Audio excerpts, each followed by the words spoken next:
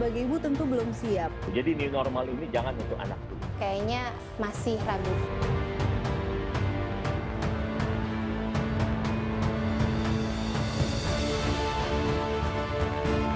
Sebagian daerah, sebagian besar sekolah itu akan tetap melakukan pembelajaran jarak jauh, terutama untuk daerah-daerah zona merah dan zona kuning.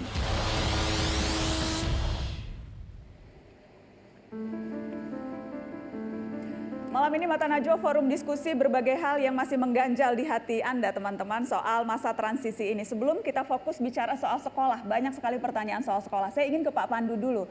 Pak Pandu, dari awal tadi kita mendengarkan publik bertanya soal transportasi, soal pasar, soal mal dan lain-lain. Dalam penilaian Anda, apakah memang publik kita masih ragu, masih perlu lebih banyak lagi info bagaimana mereka bisa beraktivitas di masa-masa sulit ini, Pak Pandu, dari penilaian Anda melihat berbagai hal ini?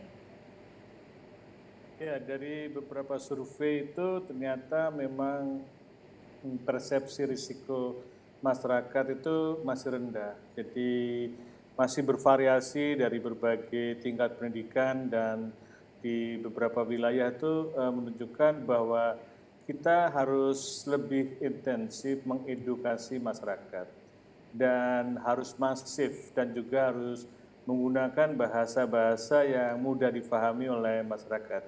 Pengertian new normal saja mereka bingung, oh sudah normal ya gitu. Jadi kata new-nya itu nggak didengar, dia beranggapan oh sudah new normal. Jadi mereka tidak peduli lagi mau pakai masker atau ini, jadi beberapa masyarakat masih persepsinya salah. Dan karena itulah kita memilih istilah-istilah yang sesuai dengan pendapat masyarakat itu mudah gitu. Misalnya waktu itu kita bicara dengan Pak Anies ya, kita akan menggunakan istilah aman, sehat, dan produktif. Gitu. Bukan produktif, aman, dan sehat, tapi masyarakat itu harus dipengerti pengertian apa yang disebut aman. Yang disebut aman itu adalah mengurangi risiko. Bagaimana mengurangi risiko adalah dengan menggunakan masker. Bagaimana menggunakan masker yang benar? Nah, masker saja yang sederhana itu harus diingatkan terus. Kalau kita naik pesawat, untuk pakai seatbelt aja masih harus diajarkan terus-menerus setiap kali kita naik pesawat, walaupun kita sudah diterangkan. Nah, dengan demikian maka frekuensi penjelasan dengan bahasa yang sederhana itu menjadi penting. Reminder itu sangat penting supaya karena pengubah perilaku penduduk itu tidak mudah. Dan seperti kita dulu mempromosikan helm juga tidak mudah. Masih banyak pelanggaran sampai sekarang. Apalagi masker. Kalau kita menggunakan masker, itu menurut studi meta-analysis, itu bisa mengurangi sampai sepertiganya. Kalau setiap orang pakai masker, itu mendekati titik terendah. Apalagi dikombinasikan dengan cuci tangan, dengan menjaga jarak, itu hampir mendekati nol. Jadi sebenarnya inilah vaksin kita. Yang kita miliki adalah mempraktekkan. Ini berbasis sains, berbasis analisis yang pengalaman SARS waktu yang lalu. Dan kita melihat beberapa intervensi-intervensi yang ternyata mampu menekan penularan. Dan kalau ini dipraktekkan, masyarakat bisa lebih tenang, lebih aman untuk produktif. Jadi rasa takutnya itu kita kurangi dengan demikian. Karena ketakutannya kadang-kadang berlebihan. Ya, dan juga masih banyak yang persepsinya salah, oh sudah aman. Jadi ada dua kutub yang berbeda, kita harus menjelaskan dengan cara-cara yang terus-menerus dan kita makanya ingin juga melakukan kampanye pakai masker pada semua orang. Itu jadi ada dua ekstrim ya Pak Pandu, di satu sisi merasa wah sudah aman, di sisi lain ketakutan berlebihan. Jadi bagaimana kita menyeimbangkan itu? Baik, dan kalau bicara di sektor pendidikan, ini rasanya wajar kalau ketakutan itu masih ada. Minimal itulah yang tampak dari beberapa orang tua dan juga bukan beberapa, banyak orang tua dan juga bahkan Ikatan Dokter Anak Indonesia yang memberikan rekomendasi untuk tidak dulu membuka sekolah. Sebelum saya ke Dr. Aman Pulungan, Ketua IDAI, saya ingin ke orang tua murid. Ada Ibu Keimita yang anaknya baru mau masuk SD, kelas 1 SD. Selamat malam Mbak Keimita. Iya, malam Mbak Nana. Bagaimana Mbak? Saya ada Ya, silakan. baik, Mbak. saya ada 2 pertanyaan ya. Yang pertama, bagaimana penerapan kesiapan sekolah saat new normal ini? Apakah ada standarisasinya untuk penerapan peraturan tersebut pada sekolah, dan apakah ada sanksi bagi sekolah yang tidak menerapkan protokol tersebut? Yang kedua, dalam new normal ini PPDB DKI tahun 2020 ini kan syarat untuk memilih sekolah kayak dari SD ke SMP, SMP ke SMA itu kan berdasarkan umur bukan nilai. Ini kan banyak protes ya Pak, karena ini kan merugikan untuk siswa yang berprestasi gitu loh. Emang alasannya apa Pak Dinas Pendidikan melakukan itu? Terima kasih. Oke, terima kasih. Saya ingin ke Dr. Aman Pulungan, Ketua Ikatan Dokter Anak Indonesia. Dr. Aman, IDAI jelas sekali sikapnya tidak dulu membuka sekolah sekarang. Argumennya apa saja, Dok? Assalamualaikum warahmatullahi wabarakatuh. Nana, apa kabar? Baik, alhamdulillah, Dok. Sehat-sehat, Nana ya. Oke. Memang kami mengeluarkan rekomendasi karena kami yang merawat anak, Nana. Dan kami lihat bahwa kami harus menyelamatkan anak Indonesia. Dan bagaimana ya saya mesti bicara ini ya? Saya masih ingat tanggal 19 saya diundang Nana. Pada saat itu baru 1 anak yang meninggal, Nana. Dan kasus pada saat itu bahkan belum sampai 20 yang positif. Sekarang yang positif 1.000 lebih. PDP 5.000-an. Yang meninggal 30. Ini bukan angka, Nana. Pada anak ini bukan statistik.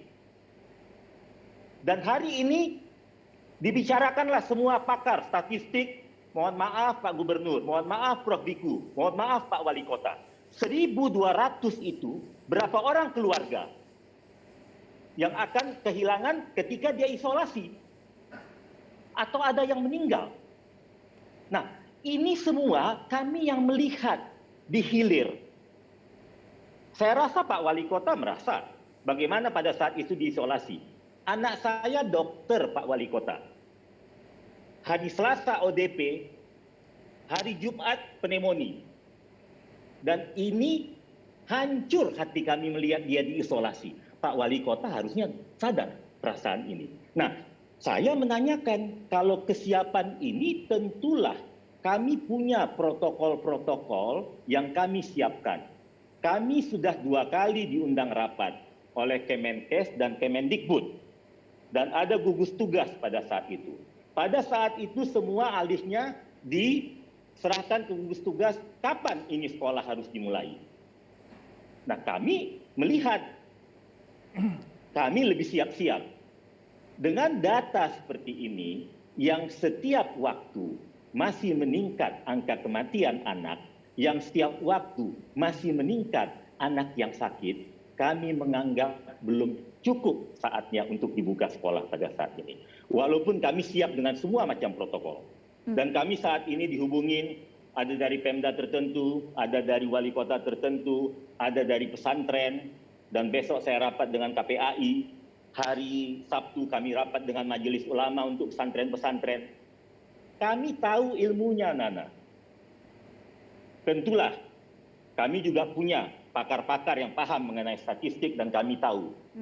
Dan ini hasilnya dengan segala analisis tadi. Sekarang ada di satu provinsi 1.000 sampel masih menunggu. Kita tidak tahu lagi berapa anak nanti kalau kami rapat setiap Senin akan sakit. Nah jadi kami memahami perasaan ini. Dan pertanyaannya yang paling utama juga saya tanyakan juga di sini. Kalau misalnya Nana punya anak, Pak Wali Kota punya anak, Pak Pandu punya cucu atau anak, atau Pak Wiku punya cucu atau anak, siap enggak kalau minggu depan disuruh sekolah? Dengan inform concern bahwa sekarang saya kebetulan memang itu saya katakan berkali-kali, bukan saya ingin mengatakan bahwa posisi saya juga presiden dokter anak seluruh Asia Pasifik dan eksekutif dokter anak seluruh dunia. Kemarin kita rapat lagi, tadi pagi saya tanya lagi dengan Pakistan. Pakistan belum siap. Jumlah pemeriksaan mereka 5 kali dari kita. Malaysia 20 kali kita, mereka belum siap. Singapura sudah siap. Mereka itu pemeriksaannya 50 kali dari kita. Dan pada saat dibuka, itu tetap ada anak yang positif. Tetapi dia bukan kena di sekolah. Ternyata dia kena dalam perjalanan pulang. Ya. Tetapi itu dengan kontrol yang sangat ketat. Australia membuka. Ya, dan Ya, Anda Diana. melihat kontrol yang sangat ketat itu masih sulit dilakukan di negeri ini, dokter?